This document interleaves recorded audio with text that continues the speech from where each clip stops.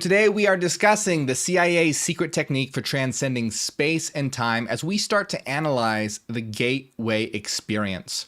Now, for those who haven't seen my intro video, I did like a 20-minute intro video on this. You might want to check that out, but if you haven't seen that, that's okay, that's fine. You're gonna be able to have all you need to know in this video.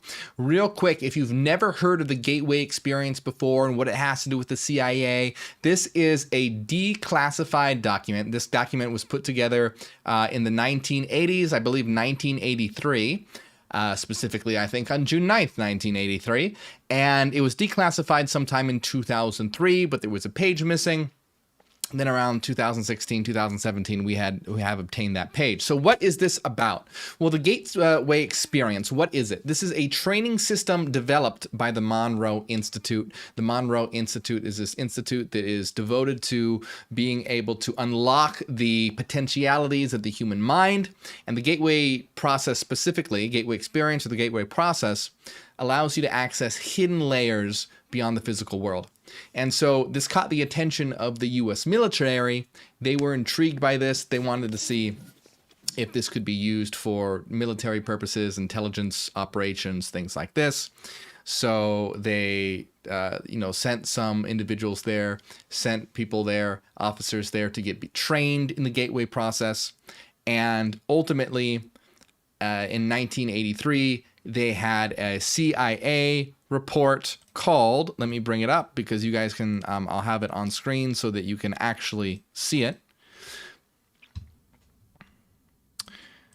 It's called the Analysis and Assessment of the Gateway Process. So basically what this is a document that I said was, like I said, once classified, but now it's declassified, that talks about this technique known as the gateway experience, which allows one to access hidden layers of reality. But this has so much intriguing information in it that reveals the nature of reality, that reality is an illusion, that this is actually a reality of mind. It brings in the concept of God, known as the absolute, and discusses how we are all just different aspects of this mind beginning to evolve and understand itself through an internal hologram that it projects. It talks about encountering entities in other dimensions. There is just so much information in here, and I don't think I've really seen anyone do a full analysis on this before.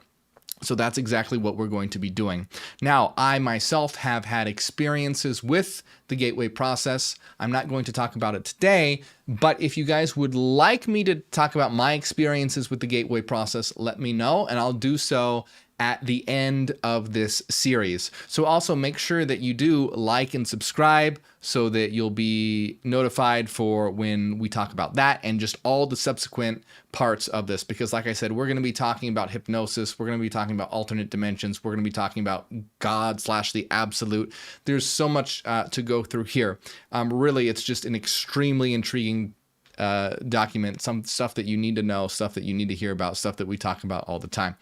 Now, let's just jump right into it. So this is, like I said, called the Analysis and Assessment of the Gateway Process. You can see, and this is addressed to the commander of the U.S. Army Operational Group. This is for the Department of the Army, and this is written by Wayne M. McDonald. So we're going to be taking a look at this first page here to see what's going on. It says, you tasked me to provide an assessment of the gateway experience in terms of its mechanics and ultimate practicality. So they had this officer, this individual, tasked with understanding how the gateway process works and what it could be used for. So that was the mission, to determine how it works and how it could be used in a practical sense, what its practicality was.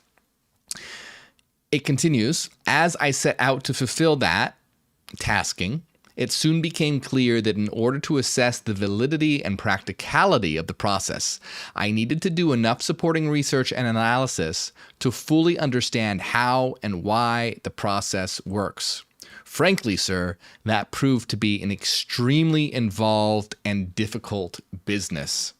So we're going to see why this is an extremely involved and difficult business, is because it requires going into uncharted territories of the mind. And I just think that it's so fascinating to think about this individual who was tasked with this, probably going through this transformative experience as he goes through the gateway process and learns all this information about the mechanics of reality and starts to become intimately familiar with this. So it continues by saying, initially based on conversations with a physician who took the gateway training with me, I had recourse to the biomedical models developed by Itzhak Bentov to obtain information concerning the physical aspects of the process.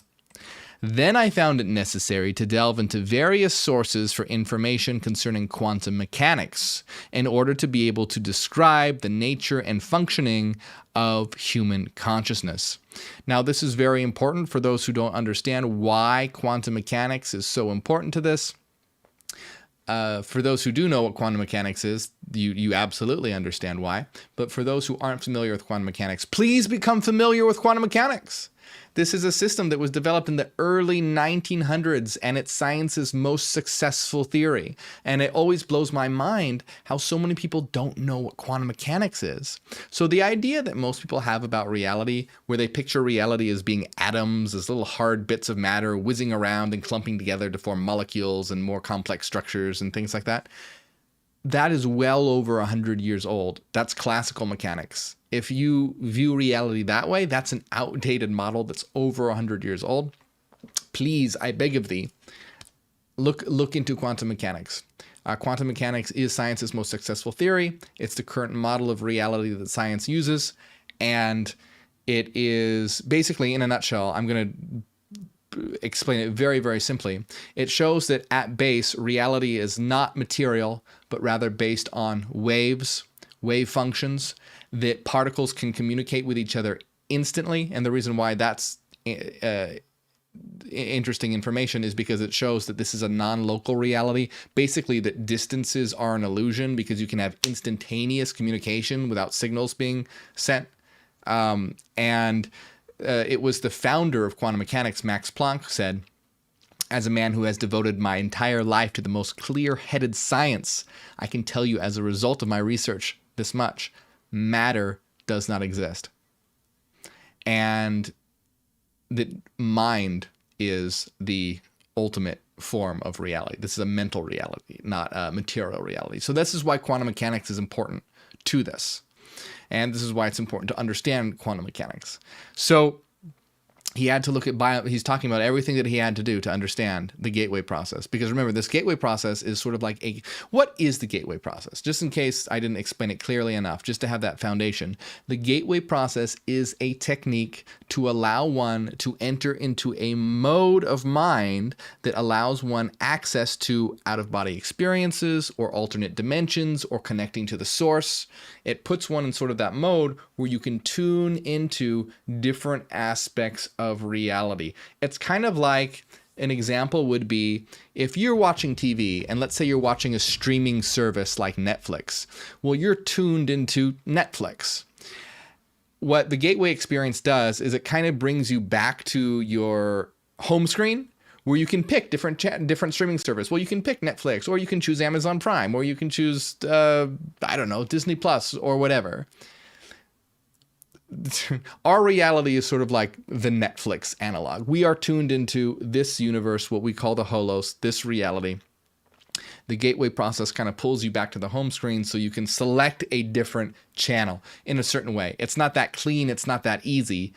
It's very muddied and hard to control and distorted, and things bleed through. But that's essentially kind of like one way to understand it. I'm trying to put a very complex process in a metaphor. It's not completely right, but it's along those lines. Because some people are like, well, isn't the gateway process for having out-of-body experiences? Or isn't the gateway process for reaching alternate? Well, it's for all these different things. It's to access different modes of existence, different modes of reality. So he had to look into quantum mechanics, biomedical models. I had to dive into quantum mechanics in order to be able to describe the nature and functioning of human consciousness. I had to be able to construct a scientifically valid and reasonably lucid model of how consciousness functions under the influence of the brain hemisphere synchronization technique employed by Gateway. So what is this brain hemisphere synchronization technique employed by Gateway? What does this reference? This references. So how does the Gateway process work? The Gateway process works in a number of different ways. There's a number of different techniques involved, including like visualization and breath work and things like this. But it also uses binaural beats as well, which is basically sending audio signals to your brain through one frequency in one ear and another frequency in another ear to be able to get your brain to basically the right and left hemispheres beginning to synchronize. And they call this Hemisync, hemisphere synchronization, Hemisync. And this is, in their theory, what allows one to enter into a mode where they can access different realities in different dimensions by getting the right and left hemispheres of the brain to synchronize in a specific, very specific way. And so your right and left hemisphere of the brain are associated with different ways of functioning. And so, like, for example, when it comes to language, your left hemisphere is associated with the structure and syntax of language, how language is structured and organized according to linguistic rules, whereas your right brain is associated with the meaning of the words. See, a lot different.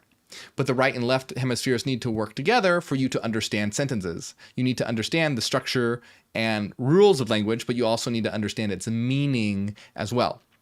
So you need your right and left hemisphere to be working in a certain way to be able to access the meaning of language.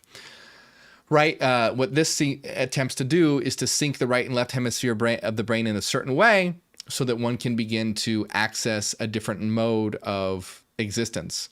So we're going to see that this relies on the idea that reality is not material, but rather mental, and that you are not a brain or a body, but rather you are a system of energy, a system of frequency, a system of mental energy, and that your brain and body are just methods, are just vehicles, are just tools that your eternal self uses to access this reality and access this domain. It is the vehicle. It is the gateway, so to speak, you could say, from the mental reality to the physical reality. It's what allows you to move and operate in the physical, so-called localized domain. But as we go forward, we're going to see that all that changes. That none of this is physical and none of this is material. So he had to look into all these things. He says, once this was done, the next step involved recourse to theoretical physics in order to explain the character of the time-space dimension and the means by which expanded human consciousness transcends it in achieving Gateway's objectives. Finally, I again found it necessary to use physics to bring the whole phenomenon of out-of-body states into the language of physical science, to remove the stigma of its occult connotations, and to put it in a frame of reference suited to objective assessment. So essentially he's saying, look, all this stuff has been associated with the occult. What I'm trying to do is put it in terms of science so that it can be understood objectively and without all the connotations that come to this. But you can see what I really want you to understand about this, and this is super important. I talk a lot about how to achieve a higher state of consciousness, how to achieve hyper-awareness in my videos.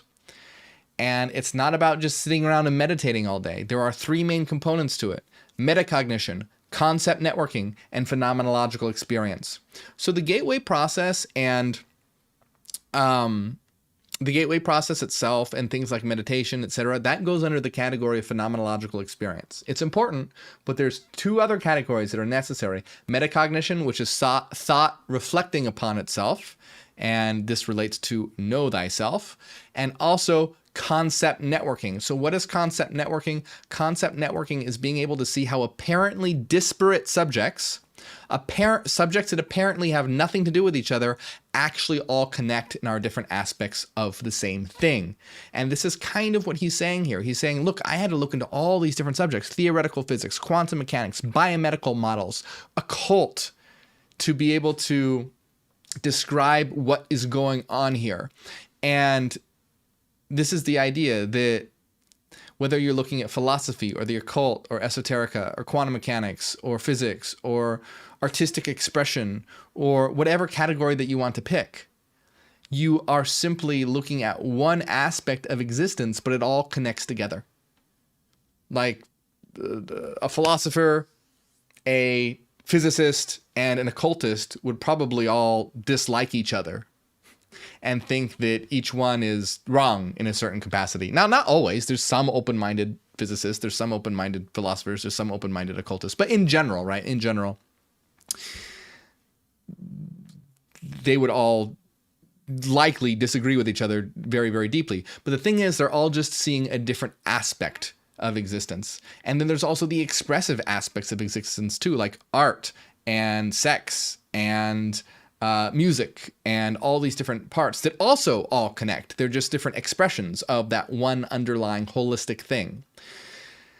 So the great example is the blind man and the elephant. If a bunch of blind men who have never seen an elephant before go and touch an elephant to try and figure out what an elephant is, the guy or person who touches the foot is going to think that the elephant is like a tree. The one who touches the tail is going to think it's like a rope. The one who touches the ear is going to think it's like a blanket. The one who touches the trunk is going to think it's like a snake. And they're all going to think that the elephant, they're all going to argue with each other and think it's something different. When it's all actually just one thing, they're seeing it from the different aspects. So concept networking is extremely important for building a holistic model of reality.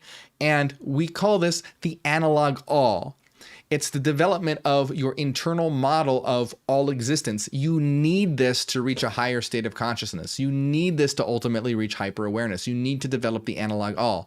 Just like you need to develop the analog I to develop self-awareness. You, as a child, when you were developing self-awareness, you developed the idea, the model of yourself. And you could think about, oh, this is me. I can put myself in various scenarios. You achieve self-awareness. Analog all requires concept networking to develop and is part of reaching a higher consciousness. So in any way, this is a good example of concept networking. And you can see that this individual is going to be engaging in a lot of different categories here. So this individual is going to be engaging in categories that would ultimately get one to a higher state of consciousness. They're going to engage in metacognition, thought reflecting upon itself.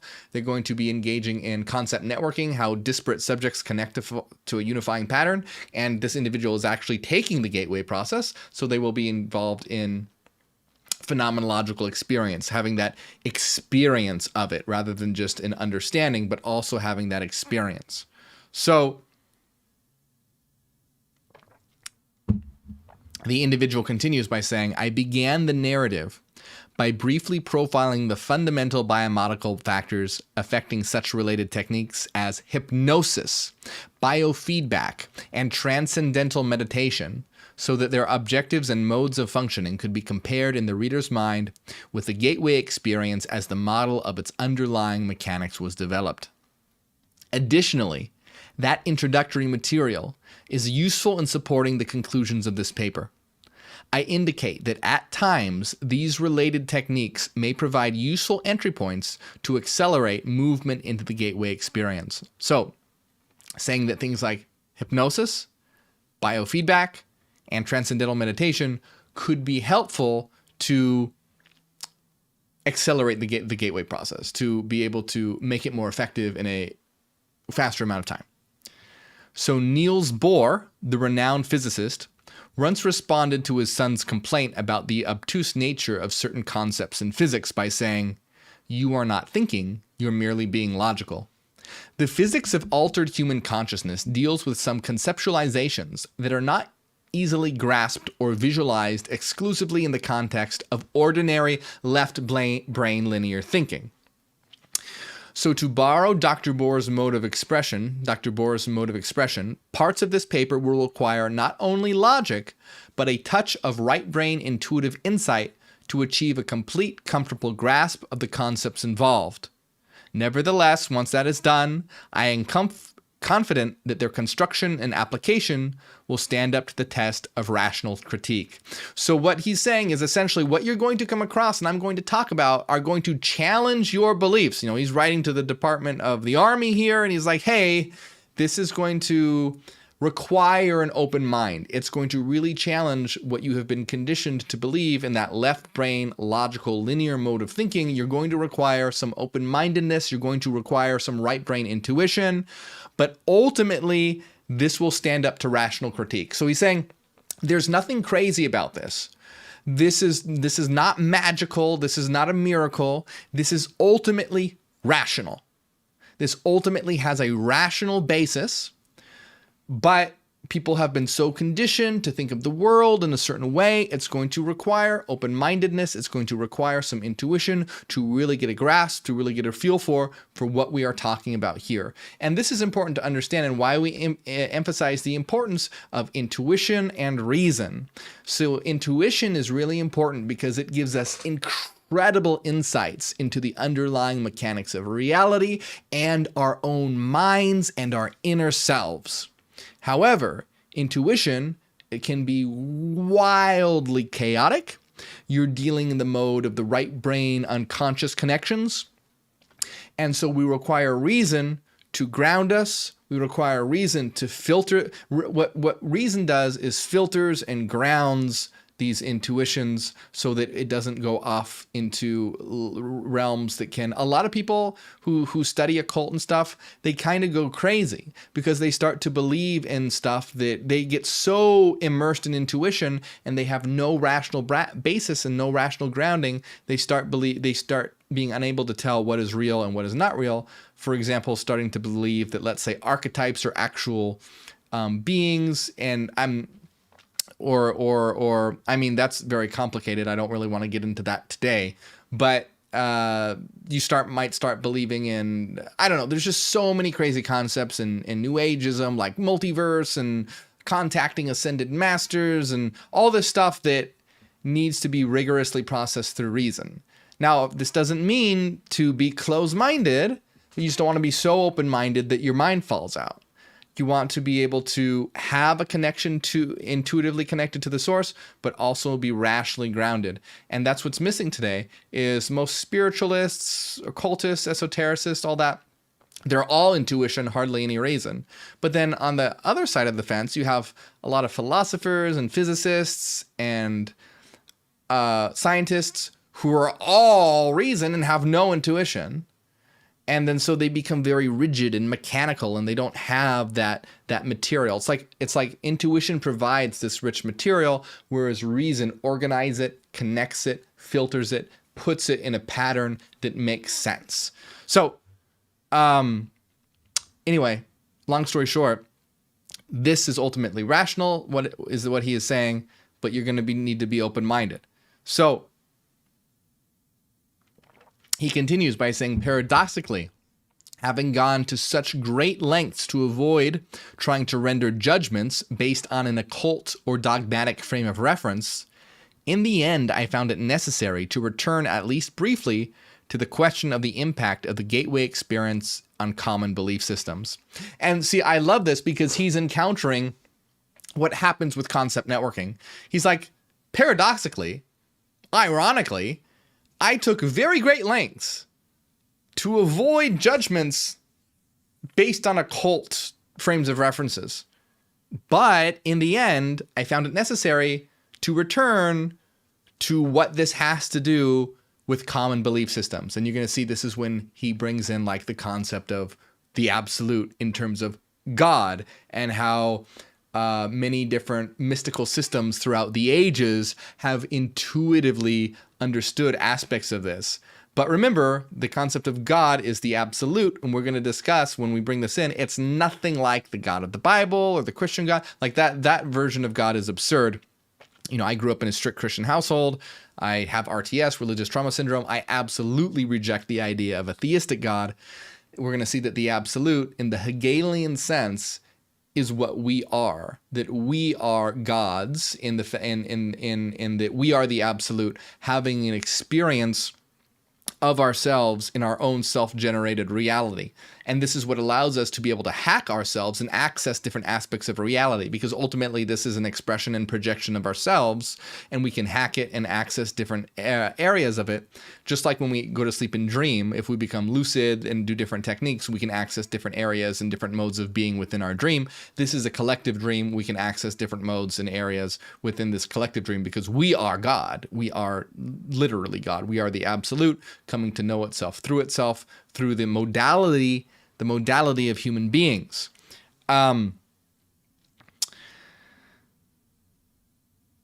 So he's going to come back to talking about the impact on religion. And he says, I did so because although it was essential to avoid attempting to render an assessment in the context of such systems, I felt that it was necessary, after having completed the analysis, to point out that the resulting conclusions do not do any violence to the fundamental mainstream of either Eastern or Western belief systems. Unless that point is clearly established, the danger exists that some people will reject the whole concept of the gateway experience in the mistaken belief that it contradicts and it is therefore alien to all that they hold to be right and true. So what he's saying is, what I wanted to do at the end is show how this is compatible with religion. And he said because he's afraid that basically religious people will see this and think that it's a sin or evil or something like this and reject it.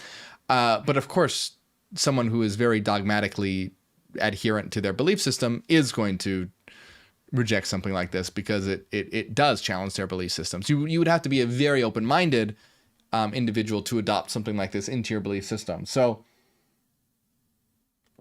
essentially, he's just saying at the end, I'm going to talk about how this relates to like spiritual concepts. So he concludes by saying, this is certainly not designed to be the last word on the subject, but I hope that the validity of its basic structure and of the fundamental concepts upon which it is based will make it a useful guide for other personnel who are required to take the gateway training or work with gateway material. So anyone else who's going to take this training, any other personnel, this is going to be their guide. And signs it Wayne M. McDonald. And that was just the cover page. And then, so now we get into the actual introduction and then beginning to discuss the concept of hypnosis. Now, in the introduction, it says, in order to describe the Monroe Institute technique for achieving altered states of consciousness, that is the gateway experience, involving brain hemisphere synchronization, the most effective way to begin is to briefly profile the basic mechanics which underlie operation of related methods such as hypnosis. So, what we're going to do is talk about hypnosis in the next section. In the next section, we will be discussing hypnosis. Right now, we have laid the groundwork for what we will be discussing in this series. And if you have questions, if you have comments, put them in the questions right in the comments right now, and make sure you stay liked and subscribed, because we are going to go through this document.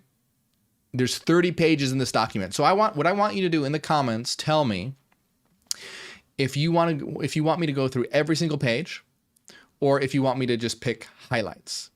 Let me know. Tell me what you like in the comments. Either way, stay subscribed. Hit like so that you can follow this. There is so much interesting information, and this wasn't even the introduction. This was just the cover letter. So it's going to be really good. Remember, if you enjoy my work, consider supporting on Patreon. It really helps out a lot. You get access to secret videos, secret live streams, and I want to give it a shout out to everyone who does support. Another great way that you can support is by hitting the join button right below this video here on YouTube.